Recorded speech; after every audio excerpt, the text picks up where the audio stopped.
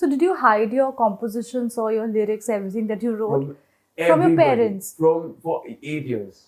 It's like difficult writing stuff in like any genre after like your grandfather is like Salim Khan, the writer. He knows that he didn't get it easy. Like he had to work for a very long time to get to the position that he is in now. And we came back and Mamu saw the first cut of the song and everything. He's like, He was impressed. and then one shot of my bracelet and then one shot of this, whatever, and then they'll realize I'm in the music. I saw Katrina Kaif giving it a shout out. Yes. Sonakshi's like long running joke that she still can't get over it. And apparently we bullied her to crying because we used to call her Godzilla. Surely hits here and you feel like the wealth of emotions that they were able to create. Like they don't know how legendary Salim Javed was. Me and Salman Khan had done a Dollar Banyan ad together when I was 4 years old. 3 o'clock is about lunchtime. Nana goes and sits first. Nana will start eating, we'll all sit with him.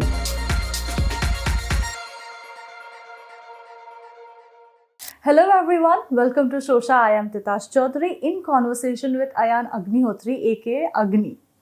Hello. Hi Ayaan, how are you? I'm very well. How are you? All good, all good. So, first things first, tell me, how did you come up with the name Agni? Is that your stage name? Yeah, so Agni is my stage name. I actually thought about this for like quite some time. I contemplated if I wanted to go with Ayaan Agnihotri or come up with something different. But because I was super passionate about hip-hop music in a way at the time also more so, I said, okay, what is some relevant name that I could have if I had to? There were also thoughts of going faceless at one point, like putting out music without like claiming who it was. So the stage name then became like important at that point. So I said, Agni is basically fire, and fire is something that is a use slang within the community. So an Agni is also short for Agnihotri. Yeah. So then it kind of just like fit in here. So Agni, fire. It makes sense. Everything makes sense now. But tell me, you're born into a family of actors, filmmakers. What made you, what pulled you towards music? I don't know. If you think about it, music is a passion for me more than anything else. My degree is in acting and world theatre. So even like I went to study that. But music is something it started from writing poetry around the 11th grade, 12th grade when I was in school. Transitioned into spoken word, me like trying to like make music. And when I was in uni, my roommate in university, he was a rapper. Oh, okay. So because of him, I got to learn a lot more. I got a lot better. I had someone to like bounce things off of. Like he was like the person who I first thought, okay, this guy really knows what he's doing. So like, let me like perform to him and see what he thinks. And he goes, oh, you're shit. Like point blank, you suck. And then from there, like that's kind of what started our relationship, like friendship also, because I said that, dude, now I'm going to get you to like eat your own words like one day. And like that was where it started. But yeah, it's something that I felt I'm happiest expressing on paper and like putting it in a song. It kind of came from a place that if I were to have a conversation with a friend or a family member or anybody else, I feel like in a conversation, it's harder to get a point across because the other person sometimes gets it, doesn't get it, responds, conversations go into a different direction. You don't exactly get that perfect message that you want to send across, right? Like how letters or like how that, he said, you get exactly the feeling that you wanted to. That's what songs were for me. So I said that if someone listens to like this song, they should get like the message, the meaning of what like I'm trying to convey, put across in like the best manner. So it was something I just did because it made me happy. And then I guess 2 years ago, 8 years into writing and composing, I said that somewhere it felt incomplete, like making music and not putting it out there. It felt like I was shying away from something I really like doing or like hiding it from people. So that's why I decided that, it's a commitment to myself and like my passion that I need to put it out there and let people judge it. It's as in, I will only know beyond what I think of myself if I am good or not or if people like it when the people get to like listen to it and engage with it. Yeah. So that's how the decision came about. And then like in the last 2 years, I've been slowly gearing up towards like creating work and putting it out. So did you hide your compositions or your lyrics, everything that you wrote from your parents? For 8 years. Why? Because I was in the bathroom singing and like writing and that because I didn't know I was good. Okay. There was no one in the family that does it professionally. There was no one for me to go to. it's like difficult writing stuff in like any genre after like your grandfather is like Salim Khan, the writer. So like, you know, you don't know what your writing is good and how people will look at it. Even if the family will be like, oh, but you know, it's a subpar or it's not good. So it took me 8 years of like convincing myself in the mirror of singing, hearing the bathroom echoes, reverb that, okay, I think today is the day that you can now go and let them know that, listen, I make some music. And I think I want to pursue it like at least on like as a passion for sure. Wow, Yeah. that's quite something. But where did you study acting from? Regents University, London. Okay. And how was life like back then? Loved it. Were you on a stipend? A lot of these actors say, or actor kids say that. Yeah. A good budget. Yeah. But my course, it was beautiful. So the first day of class that we went in, they hadn't introduced or even told us about this concept of a uniform. But after we walked into class, the very first 15 minutes of introduction, this is what the course is going to be. Okay, today, as soon as class gets over, you guys will go to Primark. You will buy a £2 black t-shirt, £2 black track pants, no logo, no nothing, plain black. And that's all you will wear Monday to Friday, 9 to 5, every day in university. Wow. Like, because they were so particular. They're like, the entire university around you can wear what they want, do whatever they want. We don't care. You're an acting student, you will come blank canvas, you will come in nothing designer that boosts your egos and nothing. As £2 Primark, if it's on discount, even better, buy 2 more. And only both. Like, that was the first instruction we were given when we got into class. And that's when I was like, okay, this is real. Like, these guys are actually going to try to break us in the ways that actors are meant to be broken. Sure. Yeah. So, I'm sure then the pocket money was also very limited. Yeah. It was basically, it would go in food expenses, if there was any travel required. Yeah. They needed us to go and watch plays. So there were obviously a lot of ways to get student tickets. So like if you interned, you'd get discounts at the theatre and like you'd be able to sneak in a couple of shows and stuff. But other than that, some shows were like, and basically the most of the expenditure would be on watching plays. Because we had to watch like 2 plays a week. So that was about, I think, 1 play. Sometimes if it's a good play, one of the mainstream ones are at least like £40 for a good ticket. If it's like one of those Lion King ones, they go up to 80 to £100. Like, my God. For those tickets, right? So and then that's like the main expenditure was mainly on education and exposure. Like that's the only thing they encouraged us to spend on. They said, go watch plays. Right. Like, learn, see what you come here to learn, see what the best of the best do for a living, like every day of their lives. And wow, what a life, no? Yeah, I must miss be super enriching. Yeah, I didn't get to complete the end of my 3rd year because of COVID. Okay. I had to like fly back down, and that was like, gave me big withdrawals. Oh my God. Because I did enjoy, like, I didn't get closure. That was the best 4 years of my life. Yeah. And then COVID like shut it. But yeah, we bounced back from it anyways after that. Great. Yeah. But okay, so let's talk about Party Fever. It just released. And of course, there's Salman Khan, you know, starring in it. Tell me, how easy or difficult was it to go up to Salman Khan and tell him that, you know, why don't you be the face of this? I'll tell you. So with, even like I've said this, I was telling like other people this as well, but with Mamu, it's if I or any of like my brothers or sisters, siblings were to go up to him and be like, oh, we want to do this, he'd say, go do it, show me. If I like it, I'll let you know. He's very clear. It's no like, oh, I want to do this, oh yeah, let's do it. No. You do it, you're serious, do it well, come back, show it to me. If I like it, I'll let you know. It's pretty professional. Like, it's absolutely professional because he doesn't want us to feel like we are going to get it easy or like live under the impression that we are going to get it easy, especially from him or from the family, because he knows that he didn't get it easy. Like he had to work for a very long time to get to the position that he is in now.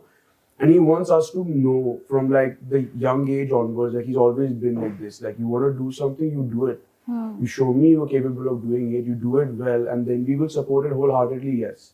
But you have got to bring that support out of us. We won't just undyingly give it to you. Wow. So what was his reaction like when he heard the track for the first time? Party Fever? Yeah. He really liked it. So Party Fever came about because I was actually recording my EP, which is my short album of 6 songs. Okay. And Aditya Dev, the producer from Party Fever, I was doing it, I did the entire EP with him. And 3 songs in, we did a recording session at his house, and Payal Di was there. And after that 4th session, basically she came, she heard like all the songs, and she was like, she genuinely really liked them. And she played me this, she's like, Adi, just open that folder. And then there was a 2022 folder. And at the bottom of the 2022 folder, there was this track called Zoom Zoom. Zoom is what they named it at the time. Okay. And she played it for me, and it was a track that he had produced and she had composed to it. It had like na na na na na na na na na na na. So she had composed like all the phonetic, this cadences for it and everything. So she said, why don't you try like writing the track and see, because we've been struggling to crack it for some time. Yeah. And I said, dude, sure, why not? So I went back home. I think I left their studio by like 11 o'clock. 1:30 that night, I sent them a version of the song. Okay. That I had written for Payal Di. I didn't know I'm going to be in the song at the time. I was just absolutely written it for like Payal Di. And I had written a more like Hindi English mixed version of like the song all the way to like the chorus bit, which they had liked. And then basically the song kick-started from there. Okay.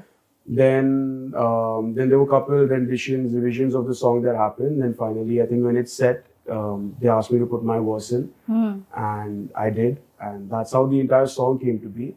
And then finally, I think once the song was ready and we had shot it, and we came back and Mamu saw the first cut of the song and everything, he's like, he was impressed. Good. So he's got a nod of approval, which like it feels really good, because he just looks at you and he goes.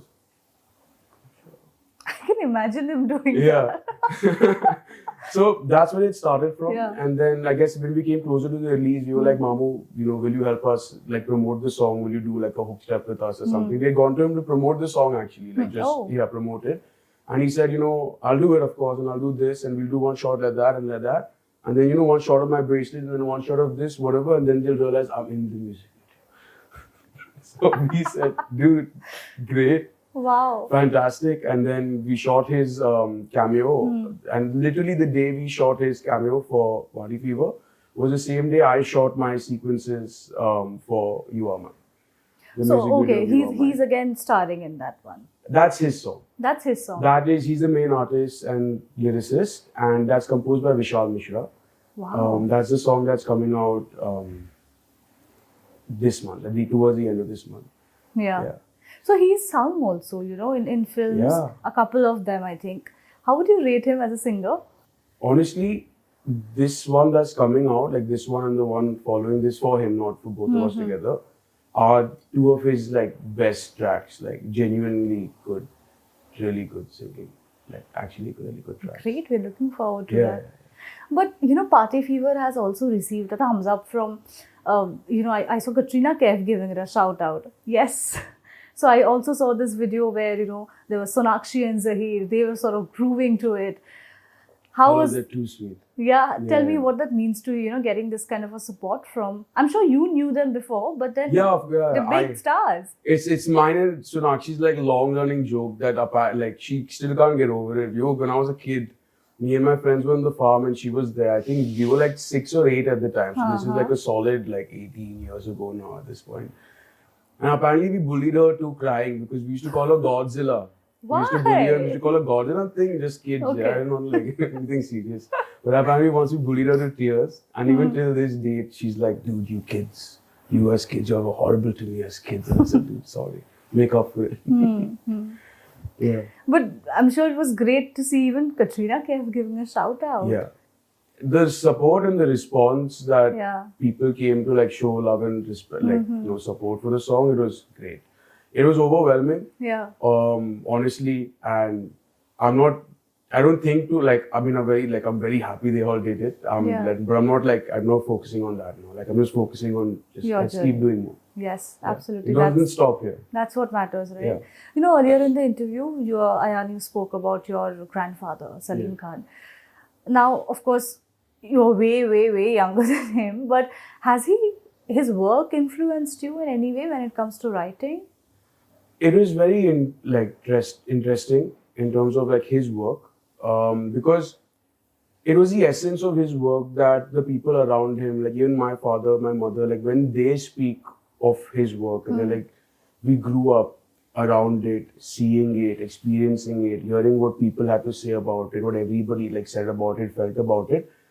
They have a very different like perspective of the work. He's like, dude, what he came up with was the code, like the crux. Like they came up with that exact emotion, the situation that they wanted, and they very clean built that up like all the way through to the end, where you actually it hits home like so purely. Like all of the films that they have done, when you think about them, there's a feeling it brings over here.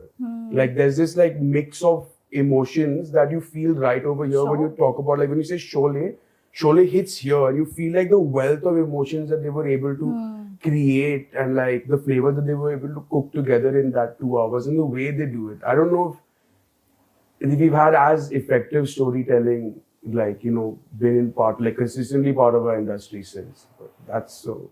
And then we have the documentary coming Oh, up. that's, I can't. Were you at the trailer launch? I was at the trailer launch. What did it feel like? I mean, as Surreal. audiences, most of us were in tears because it was such a surreal, overwhelming moment. It's a side of these people that a lot of people my age and younger don't know. Like they don't know how legendary Salim Javed were. They don't really know their films. It's unlikely they would have seen all of their films or like known like their bodies of work. I'm talking about younger now in college and school and stuff like that. People are on OTT channels all the time. This is really going to give them a history of like what these two achieved in their prime time. And they were revolutionary. They unsettled the industry. And while everybody was upset about it, had to accept it, because that's the kind of like vigor and ambition these guys came in with. And they were hungry and they were good, and they made sure they were good. Like, so I think people will see that now in this, when it airs on Prime. Yes. Yeah. 20th August. Yeah. Yeah. You know, a lot has been spoken about nepotism and all of that. I'm not going to get into it. Yeah. But Ayaan, I'm sure you feel the weight of the lineage, you know, the legacy, the family that you come from. How do you plan on navigating that? Simple quote. Do what makes you happy and be happy doing it. Is what everybody in my family has always said. It's like, if you live with this, oh, I have this legacy to live up to, or I have to be this great of a man, or like, you know, from like the start I need to be that good. I will always burn out, I will always fail, I will never be able to figure it out, I will never get anywhere. Because the hurdles that I've already set in front of me are hurdles that it anyways takes a person a lifetime to even get to and discover. So for me to start only on day one with a lifetime of hurdles like right away in front of me, I'm never going to get anywhere. Yeah. Right. But if I take everything one step at a time, doing what I enjoy doing, like actually spending time living life, experiencing life, living with a clear conscience, ultimately maybe 10, 15, 30 years down the line, I will end up adding to the legacy in ways even I don't know that I could. Yeah. That's actually a good way to look at it. You know, tell me something.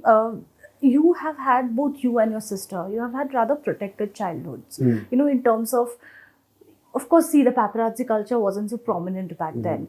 But I'm sure somewhere your parents also did take that call that, you know, probably, you know, we want to give them a really regular childhood. Do you feel thankful about that? Extremely thankful.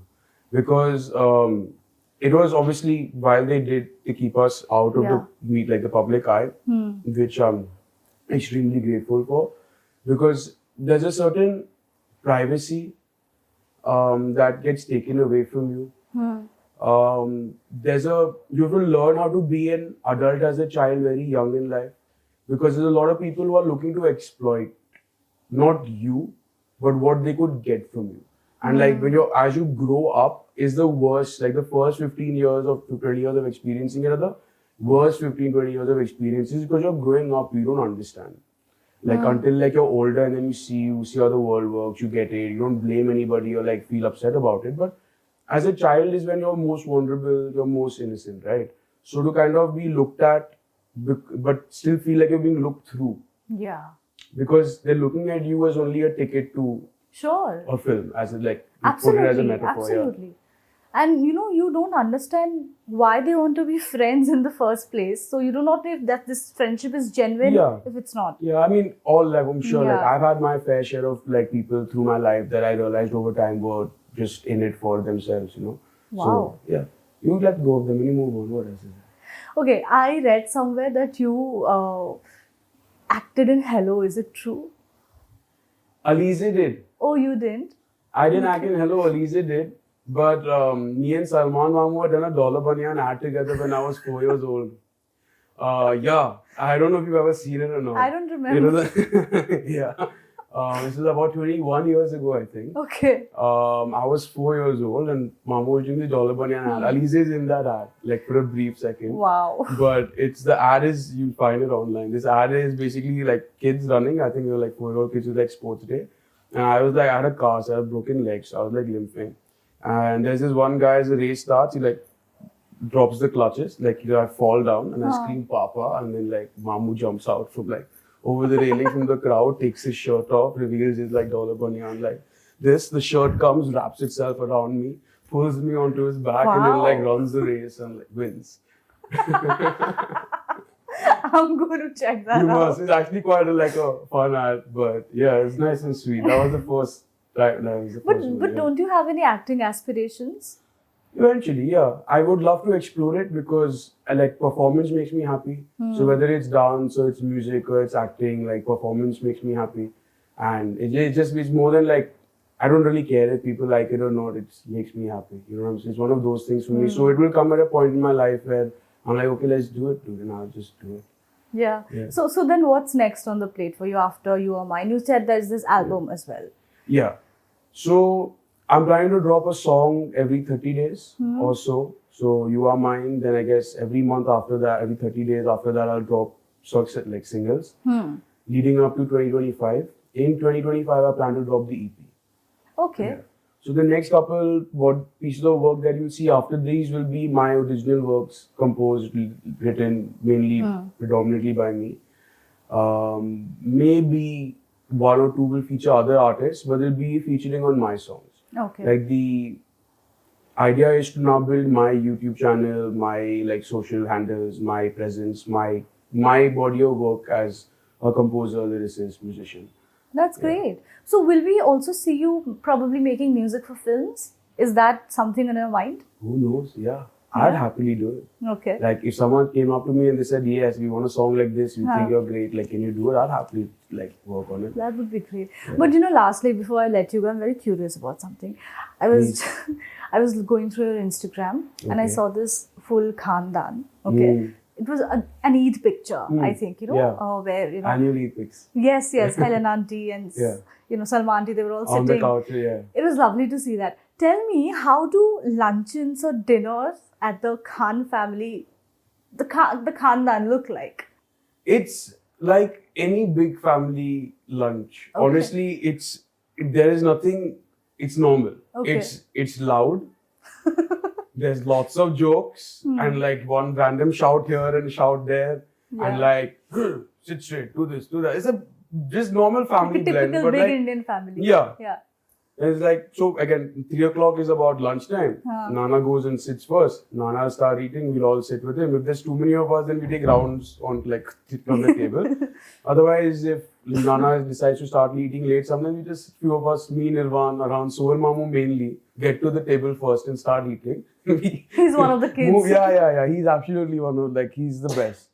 Like growing up, he would just take us, me, Nirvan, Arhan, our friends, everybody, anywhere. He'd like, oh, let's go to Goa for 4 days. Or let's go to Alvira. Random plans. Random plans. Okay. And he alone, no maid, no nothing, would just take all 7 kids. Like, he would personally take out the responsibility because he loves spending so much time with us.